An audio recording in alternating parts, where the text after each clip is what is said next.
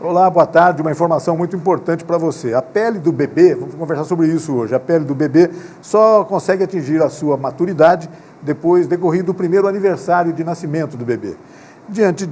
Antes disso, a pele do bebê é mais frágil, mais sensível e requer uma série de cuidados especiais. Nós estamos recebendo hoje aqui no Opinião Cidade a dermatologista a doutora Aline Franzotti Chamas, que vai nos falar sobre isso, sobre os cuidados que, sobretudo as mamães de primeira viagem, devem cuidar em relação à saúde dermatológica dos filhos recém-nascidos. Isso vai ser muito bacana e você pode participar conosco enviando perguntas, se quiser, aqui para a doutora Aline, fazendo críticas, observações, o que você quiser fazer.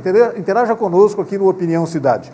O programa é transmitido pelo canal 7 da NET para toda São José do Rio Preto e pelo site www.tvriopreto.tv para todas as outras cidades do mundo, por que não? Nosso programa também é transmitido pelo Facebook. Entrando no Facebook e acessando a página da TV Rio Preto, você pode não apenas assistir ao nosso programa, mas, como eu disse anteriormente, interagir conosco, participar do nosso programa, enviar perguntas, fazer críticas, observações e o que você quiser fazer. Doutora Aline, muito obrigado pela sua presença em nosso programa. Esse é um tema que realmente desperta muita curiosidade e atenção por parte das pessoas. Primeiro porque as mamães de primeira viagem estão sempre recorrendo a informações muito necessárias para isso. E nem sempre agora, nos tempos modernos, a vovó que fazia exatamente esse papel de ajudar as mamães no primeiro banho, por exemplo, nos primeiros banhos, né? Nem sempre hoje tem disponibilidade para isso, porque também trabalham, enfim, é uma vida muito mais corrida hoje. É isso mesmo, né, doutora? É isso mesmo. Eu queria agradecer muito a sua presença. Obrigado. Boa tarde, obrigada pelo convite. É isso mesmo, a mamãe quando chega em casa, né, os primeiros dias com o bebê, é um momento de muita preocupação, né, principalmente a mamãe de primeira viagem. Esse cuidado, né, e esse conhecimento das características dessa pele do bebê, que é diferente da pele do adulto, é muito importante para guiar os cuidados diários, que às vezes, muitas vezes, a mãe não tem essa informação e acaba ficando ansiosa ou preocupada com coisas que talvez não tivesse necessidade, que são alterações normais da pele, né? Sem contar o fato de que segurar aquele pacotinho, às vezes ensaboado, na hora do banho, é uma coisa meio complicada. As mamães têm que estar treinadas em relação a isso, mas hoje realmente estão, né? Hoje há cursos pré-natais, etc., que deixam a mãe bastante mais preparada em relação a isso, não é isso, doutor?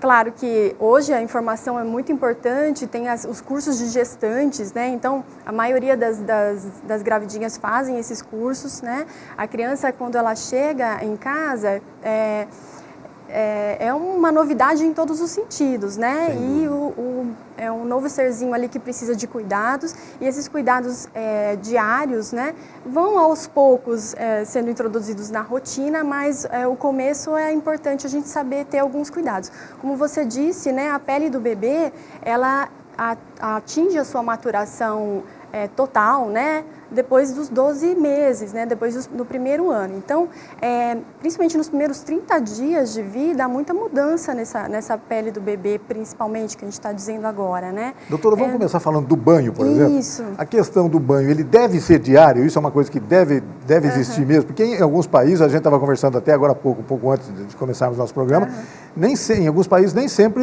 essa tradição, né, esse hábito é assim diário, né? Aqui no Brasil, um país tropical, eu imagino que com uma tradição cultural muito, muito forte nisso, né? Eu imagino que seja assim, né? Mas mesmo sendo diário ou não, quer dizer, existem certos cuidados que devem ser adotados durante o banho. Eu ia perguntar para a senhora quais são esses cuidados essenciais para a pele do bebê. A gente tem que pensar que a pele do bebê é uma pele mais fininha, mais sensível e mais suscetível tanto a infecções, e ela tem uma cobertura lipídica, que a gente chama de proteção, que ela é menor do que da pele de um adulto. Então, essa questão do banho, né, que é muito estudado hoje em dia, até em alguns países se preconiza até que o banho, até que o coto umbilical caia, seja de 2 a 3 vezes na semana. Isso não cabe aqui na rotina, na cultura brasileira, né? A gente é um país tropical, então a indicação é um banho diário, né, o máximo de um banho por dia. Esse banho ele tem que ser um banho curto, de curta duração, de no máximo 5 minutinhos. Essa água ela tem que ter uma temperatura da temperatura da pele corporal, né, 37 graus e meio. Claro que, né, só se você tiver um termômetro para medir, mas geralmente a gente faz a dica, né, de pegar essa parte mais sensível aqui do braço e testar a água para ver se ela está uma água morna e não pode ser muito quente, realmente, né? Sim, não. O sabonetinho ele tem que ser o específico para a pele do bebê. A pele do bebê é uma pele com pH ácido e ela tem que ser mantida assim, para se manter protegida, né? Existem muitas alternativas de marca de sabonete desse tipo no mercado, né? As pessoas encontram com facilidade, né, doutora? Sim, muito. Então, o importante é usar um produto específico para bebês, não utilizar o produto do adulto, né? Todos esses produtos do mercado são de alta qualidade e já são específicas para isso. Eu estou vendo aqui na minha ficha algumas informações que a sua própria assessoria nos enviou, fez a gentileza de nos enviar para guiar essa nossa conversa, que após o banho a pele do bebê se apresenta mais ressecada, né? Isso é um problema? Como é que é isso? Porque existem problemas que não são problemas, né? Existem algumas manifestações na pele do bebê que a mãe pode até se preocupar e etc., mas é bom que deixe claro que isso não é, tem muitas coisas normais acontecendo, não é isso? Depois do banho, dificilmente a pele já vai estar ressecada se você fazer esses cuidados de um banho curtinho, com sabonete específico, né? Em alguns casos, tem pacientes que tenham já algum problema de pele, como a dermatite atópica, ela pode se tornar um pouquinho ressecada depois do banho, você pode usar um emoliente específico para o bebê. É importante observar que a pele do bebê ele tem algumas modificações nessas primeiras semanas que são comuns, né? Da primeira semana, a partir da primeira semana até a terceira semana, existe uma descamação fisiológica dessa pele. Então você vai perceber uma fina descamaçãozinha dessa pele e que é normal. Você pode usar um emoliente para criança, um hidratante para bebê, para recém-nascido específico. A única atenção que se tem para isso é se essa descamação ela não é fininha, ela não é suave e ela aparece a partir do nascimento. Isso é um sinal de que algo está errado. Ou se essa descamação ela é muito grosseira e ela se mantém depois da terceira semana de vida. Aí sim é importante procurar um dermatologista ou um pediatra para uma avaliação. Sem dúvida, esses cuidados. O médico sempre tem que dar a palavra final, né? A avó, embora a experiência dela seja sempre muito bem-vinda, o Dr. Google também é muito importante, mas a presença do médico nessas opiniões é essencial, né, doutor? Sim, há muita pesquisa, muito né, estudo a respeito disso, né? Então é importante saber o que é. Às vezes o que você acha que é uma doença é uma coisa fisiológica do bebê e é importante, às vezes, na dúvida, né, procurar um especialista até para se acalmar e ter menos ansiedade em relação a essas modificações. E em relação aos olhos do bebê, que tipo de incômodo para o bebê, os shampoos, os sabonetes, etc., podem causar para os olhos? Eu sei que normalmente se trata de produtos atóxicos, com o mínimo de sal possível, né? Que vai deixar de ocasionar aquela sensação ruim que acontece com a gente adulto quando deixa cair sabonete no olho, por exemplo, né? No bebê, os produtos são mais adequados para isso. Mas, de vez em quando, acontecem problemas desse tipo. Quais são os cuidados com os olhos do bebê? Isso.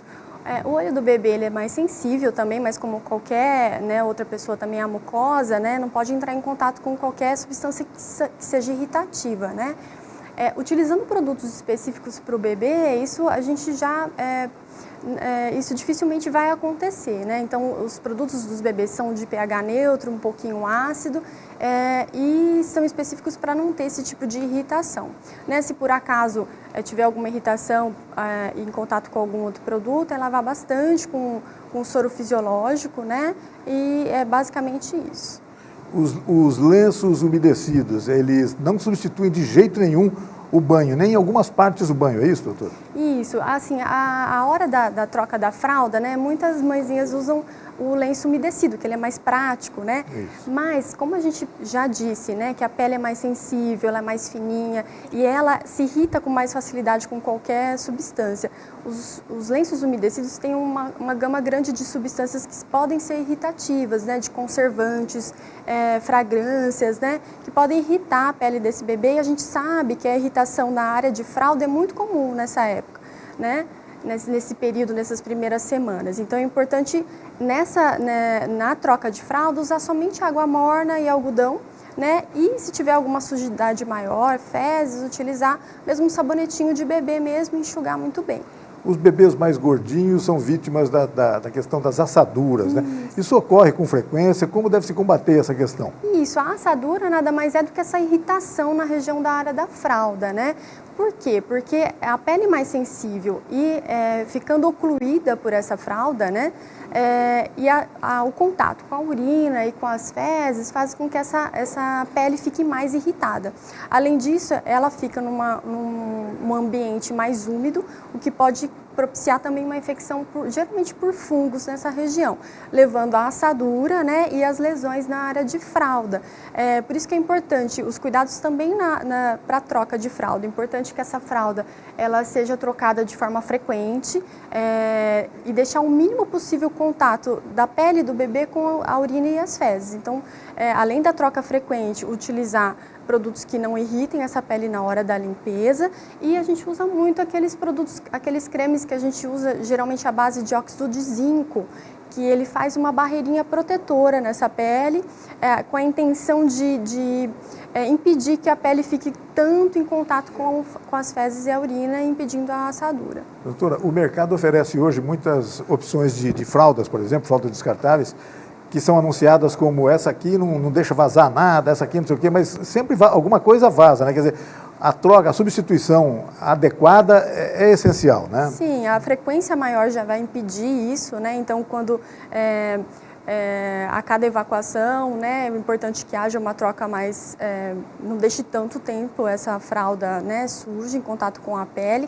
E as fraldas hoje em dia são altamente absorvíveis, né? Então elas tentam absorver o mais rápido possível naqueles géis, né? E são impedem essa umidade tanto tempo, mas a troca de fralda mais frequente já é a conduta que vai melhorar a frequência das assaduras. Antigamente não era assim, doutora. Certamente a senhora é muito jovem, não deve se reportar ao tempo das fraldas de pano, que eram laváveis, etc. As pessoas devia ser bem mais complicado para as mães, né? Sim, com certeza. A época era outra também, né? Não há dúvida. Doutora, vamos falar agora sobre uma questão muito importante, a limpeza do cordão umbilical. Em geral, o bebê chega em casa, sai de fábrica com o cordãozinho umbilical, que daí alguns dias deve cair. Mas depois que cai, essa limpeza é muito importante, não é isso? Exige alguns critérios especiais e eu gostaria que a senhora falasse um pouquinho sobre isso. Isso, o coto umbilical também é uma situação de muita ansiedade para a mãe, né? Principalmente de primeira viagem. E qual é o perigo, né? A gente quer impedir que esse coto ele infeccione e cause uma infecção que pode se agravar. Então, o cuidado é principalmente da limpeza desse coto umbilical, que ele deve ser limpo a cada troca de fraldas, e aí você pode usar substâncias que são bactericidas, né? O mais comum é usar ou álcool 70, né, no algodãozinho, ou clorexidina 0,4%, embebido essa substância no algodão e fazendo a higienização desse coto umbilical. Sempre em todas as trocas de fralda. Mas se tiver tudo bem, isso não vai se tornar nenhum desconforto para o bebê, né? Não, é totalmente indolor. Isso, exato. Totalmente indolor a limpeza. Geralmente esse coto ele tem que cair em torno de 1 a 2 semanas, em média 10 dias ele tem a queda do coto umbilical. Importante observar que a infecção esse coto ele tem que sempre estar muito sequinho, né? Qualquer tipo de secreção ou umidade no local é importante ser observada. E aí, em havendo isso, deve-se recorrer ao médico. Sim. A palavra do médico é essencial. Exato. Sim, para descartar qualquer tipo de infecção para ser tratada. Né? Aí vem uma outra pergunta que eu acho que tem a ver com isso, a questão das unhas do bebê, né? Imagino que a unha, se não tiver muito limpinha e muito bem cortadinha, etc., pode também gerar momentos de que ele próprio se ferir, se machucar. É isso, doutora? Isso, como a gente já disse, como a pele é bem fininha, né, e ela é mais propensa a traumas, né, então a própria unha do bebê pode fazer algum traumatismo e arranhaduras, então é importante manter essa unha bem aparada para evitar esse tipo de lesão na pele, né. É normal que a criança se mexa, se debate ali, e se a unha estiver mal cortada, por exemplo, ela pode eventualmente se machucar. Sim. Claro que vai ser uma coisa muito superficialzinha, sem grandes problemas, mas é um problema que existe, né? Tem que tomar cuidado. Mães e pais têm que tomar cuidado em relação a isso. Quer dizer, os cuidadores todos, não é isso? Sim, exatamente. Doutor, deixa eu ver o que mais. Sobre troca de fraldas já falamos tudo, Sim. Né? É importante a troca adequada das fraldas, etc. Bom, agora que tem um assunto que eu gostaria de tratar com a senhora, que algumas alterações são normais na pele do recém-nascido, e as mães podem se assustar em relação a isso, algumas coisas. A gente já tocou nesse assunto, mas eu gostaria que a senhora falasse mais especificamente sobre cada um desses problemas mais comuns. O que é que acontece, que é normal e que a mãe não precisa se assustar? Isso, a primeira coisa a gente já disse, né, aquela descamação fisiológica do bebê. Então você vai ver uma fina descamação da pele, começa na primeira semana e vai até a terceira semana. Não precisa de nenhum cuidado específico, que isso vai se resolver espontaneamente. Outra coisa muito comum que acontece com os bebês são o que a gente chama de... São dois tipos de lesões que são muito parecidas, né? Que é a hiperplasia sebácea e a milia, né? São pequenas bolinhas que aparecem geralmente no dorso do nariz do bebê, no rostinho, às vezes no tórax superior, né? Na hiperplasia sebácea, é uma glândula sebácea e que pelo estímulo do hormônio da mãe, ela aumenta, ela sofre essa hiperplasia.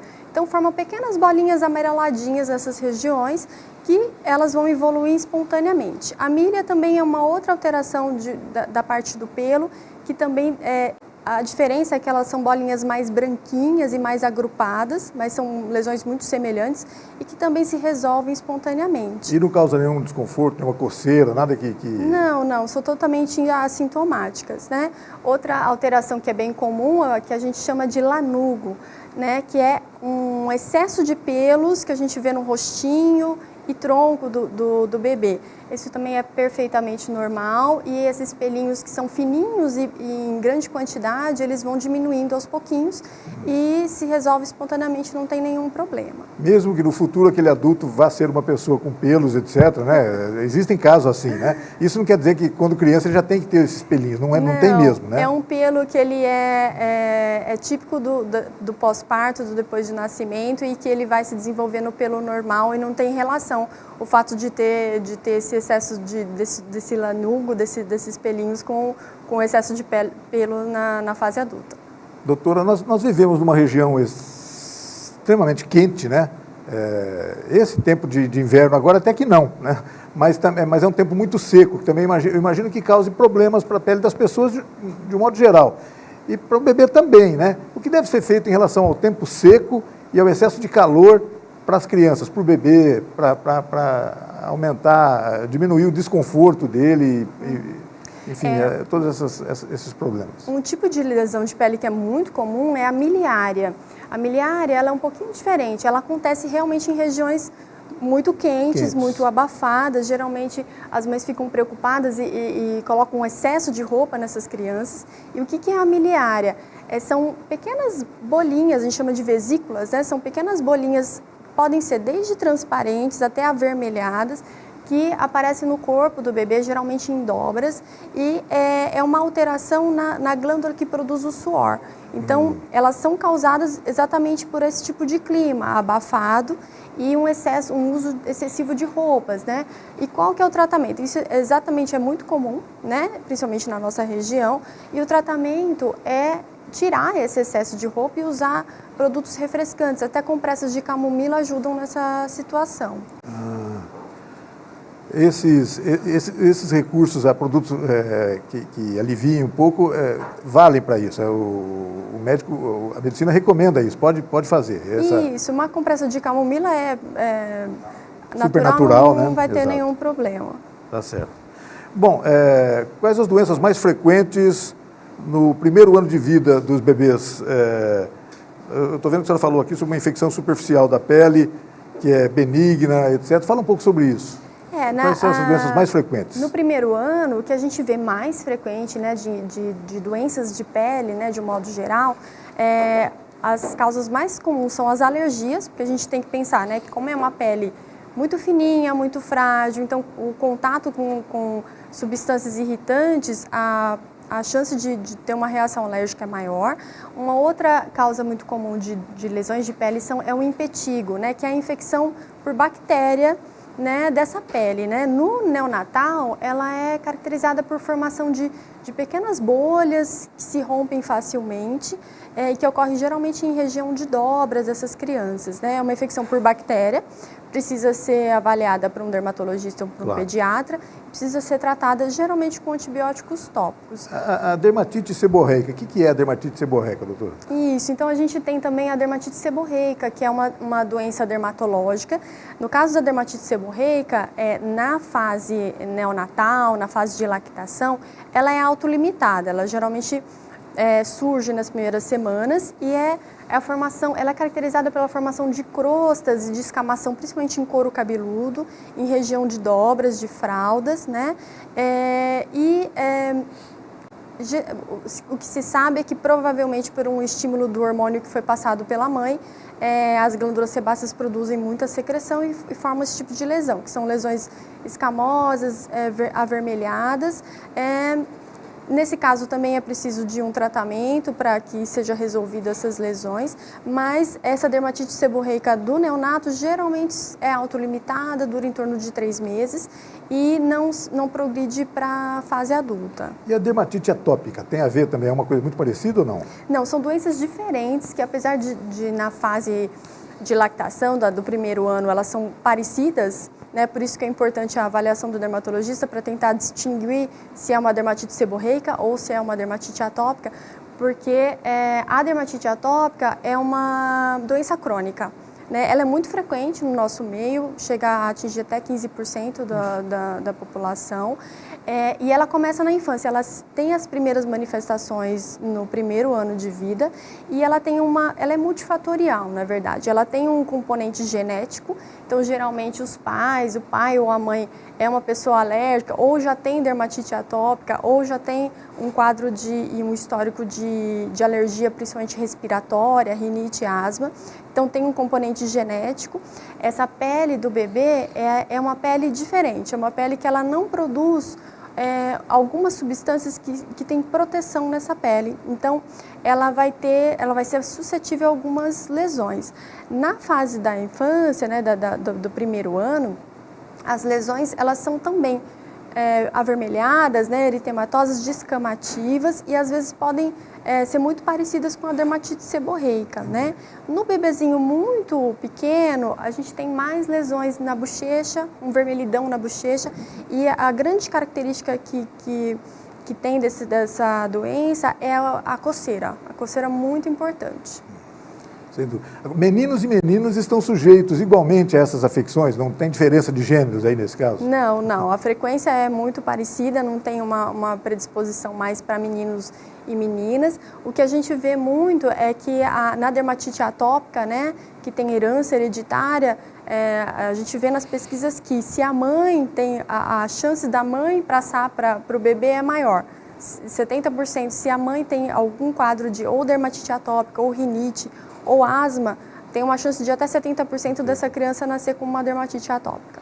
Doutora, bom, tomando esses cuidados todos que a gente falou rapidamente sobre eles aqui no nosso programa, logo no primeiro ano de vida, nos primeiros meses de vida, no primeiro ano de vida, a tendência de que essa criança tenha uma saúde dermatológica boa daí pela frente, né? Aí quando chegar nos 15 anos, vamos ter o problema da acne, das espinhas, etc. Mas aí é outro problema, né? Aí vai voltar ao seu consultório bem mais tarde para cuidar também desse assunto, né?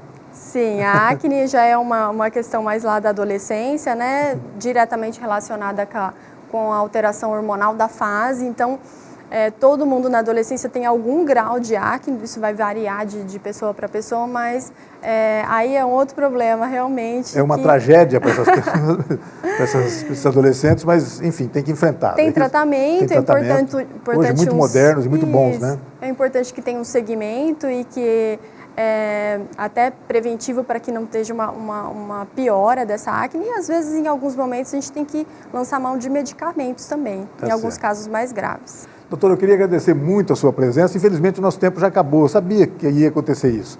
Toda vez que o assunto é interessante e bastante provocando as pessoas em relação a esse interesse, o tempo acaba depressa. Eu queria agradecer muito a sua presença e já deixá-la convidada para voltar oportunamente ao nosso programa para continuar conversando. A gente chegou a falar rapidamente agora sobre problemas da adolescência, por exemplo. Olha que coisa.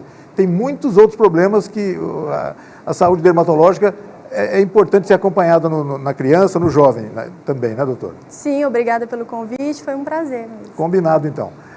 Nós agradecemos a você também que nos acompanhou em casa nessa edição do Opinião Cidade. Desde já, você está convidado a estar conosco novamente amanhã, a partir do meio-dia, aqui na TV Rio Preto. Até lá, um forte abraço a todos. Tchau, pessoal.